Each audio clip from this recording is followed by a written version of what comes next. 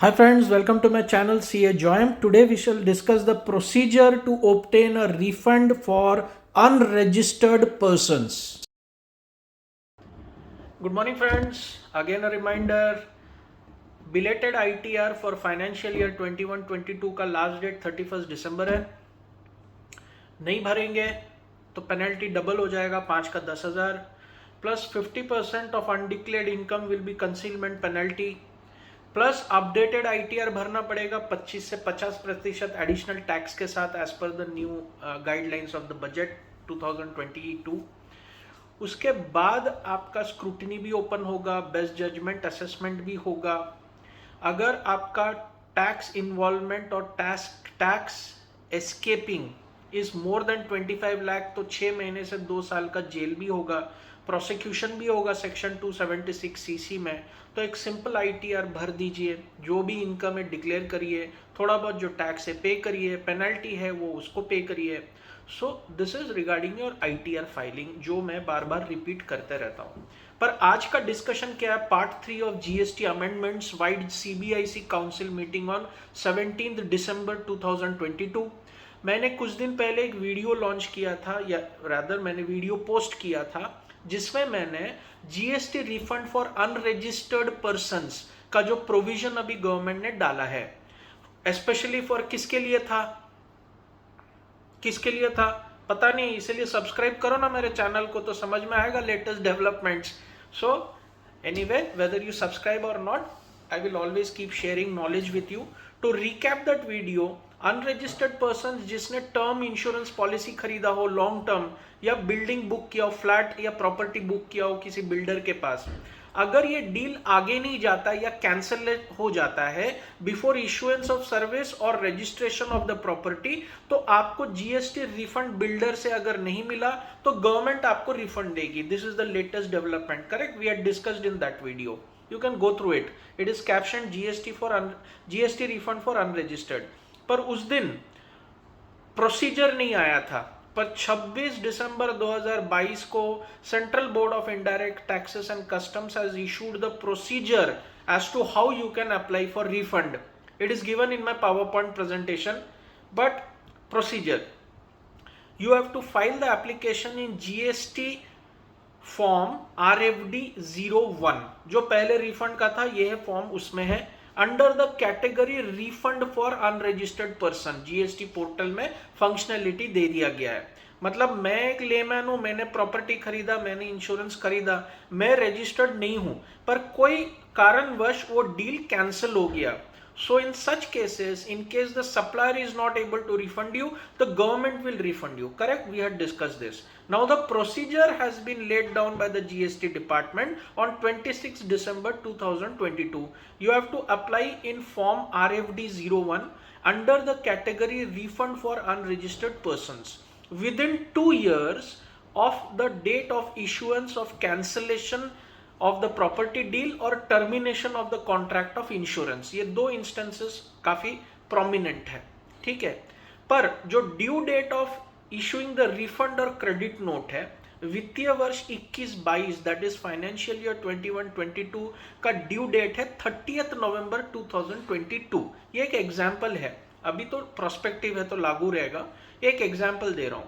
तो अगर आपको क्रेडिट नोट मिल गया है ये डेट के अंदर, तो आपको रिफंड अप्लाई करने की जरूरत नहीं हो, सप्लायर खुद आपको रिफंड दे देगा. मतलब वो बिल्डर या इंश्योरेंस सर्विस प्रोवाइडर आपको वो रिफंड दे देगा.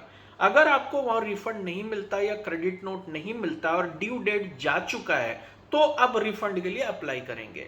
मतलब अगर due date of issuing the refund और credit note by the builder और the insurance service provider is not over, you need not apply for refund, वही दे देगा. If it has expired, then only you can apply for a refund. Maximum amount of refund will be the amount of tax paid. उसमें भी अगर कुछ refund मिल गया है तो जो बचा हुआ टैक्स अमाउंट है, प्रोपोर्शनेट अमाउंट, वो वापस मिलेगा. Minimum refund is 1000. इसका मतलब है 500, 800, 900 रुपए, 300 रुपए अगर रिफंड है तो वो भूल जाओ, वो रिफंड मिलेगा नहीं. तो minimum threshold refund amount is ₹1000. Within 2 years, you can, from the date of issuance of cancellation or on the date of issuance of cancellation of the deal with the builder। क्यों?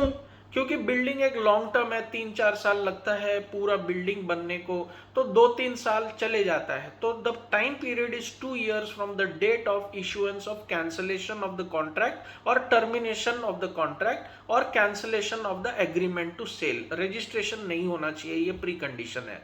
Maximum amount of refund tax paid है, minimum amount of refund is 1000 rupees, उसके नीचे आप apply नहीं कर सकते।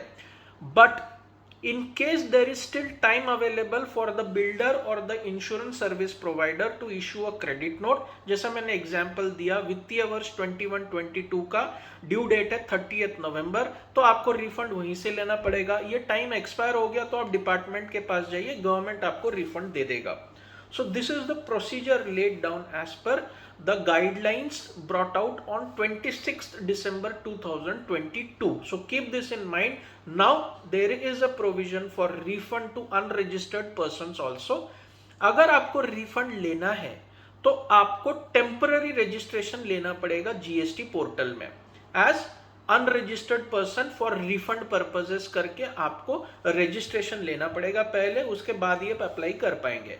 जिस दिन रिफंड मिल गया आप उसको डी रजिस्टर कर दीजिए, खत्म हो जाएगा। You have to use your PAN and then Aadhaar भी ऑथेंटिकेट करना पड़ेगा। बैंक अकाउंट डिटेल्स भी देना पड़ेगा एप्लीकेशन करते वक्त, वो बैंक डिटेल जिसमें आप चाहते हैं कि वो रिफंड अमाउंट क्रेडिट हो, और वो बैंक अकाउंट भी पैन से लिंक्ड रहना चाहिए एंड आधार अपडेटेड भी रहना चाहिए। इन इफेक्ट ये जो प्रोविजन है ना पैन और आधार का, अभी जो जीएसटी रजिस्ट्रेशन का प्रोसीजर पायलट प्रोजेक्ट शुरू हुआ ना गुजरात में, कल ही डिस्कस किया है, जिसमें पैन लेते वक्त जो मेल आईडी और फोन नंबर दिए उसमें भी ओटीपी जाएगा। तो अभी आप अगर टेम्पररी रजिस्ट्रेशन करेंगे तो पैन रहना जरूरी है and you have to link it to Aadhaar also by 31 March by paying a penalty of 1000। तो ये छोटे छोटे चीजें हैं, आपको ध्यान में रखना पड़ेगा। और एक मेन बात क्या है, अगर मल्टीपल सप्लायर है, 2 फ्लैट है, 3 फ्लैट है अलग अलग बिल्डर का, तो रिस्पेक्टिव डॉक्यूमेंट्स आपको सबमिट करना पड़ेगा। एक ही स्टेट के हैं तो एक ही रजिस्ट्रेशन लेना पड़ेगा। पर अगर आपके सप्लायर और सर्विस प्रोवाइडर एक फ्लैट महाराष्ट्र में, एक फ्लैट गुजरात में, एक फ्लैट तमिलनाडु में, तो आपको हर स्टेट में टेम्पररी रजिस्ट्रेशन लेना पड़ेगा। Keep this in mind. तो सारे कंडीशंस मेरे पावर पॉइंट प्रेजेंटेशन में है और आपको सारे डॉक्यूमेंट्स एज पर सब rule 2 of Rule 89 of the CGST Rules 2017 उसके हिसाब से अपलोड करना पड़ेगा। वो वेरीफाई होगा, चेक होगा, क्लेम करेक्ट है या नहीं है, उसके हिसाब से रिफंड इशू होगा। So all these conditions you have to fulfill and this is the procedure for obtaining a refund of GST paid for unregistered persons on GST, right? You have to take a temporary registration।